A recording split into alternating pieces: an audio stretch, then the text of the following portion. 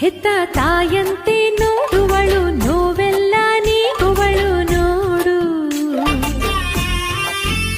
ಹೊತ್ತ ಕಾಣಿಕೆಯ ಪಡೆಯುವಳು ಸಂತೋಷ ನೀಡುವಳು ನೋಡು. ಮಡಿಕೆಯನ್ನ ಯಾರೋ ಕೇಳಿದ್ರಂತೆ, ನೀನು ಹೇಗೆ ಯಾವಾಗಲೂ ತಣ್ಣಗೆ ಇರ್ತೀಯಾ ಅಂತ.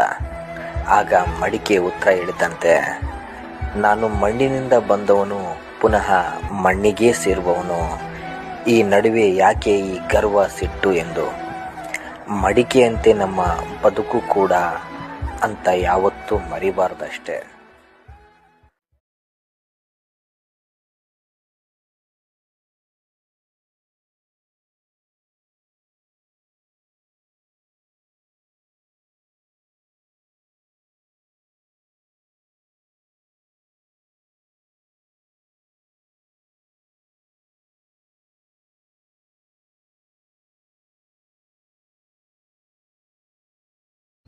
ఏం లేదు స్వామి,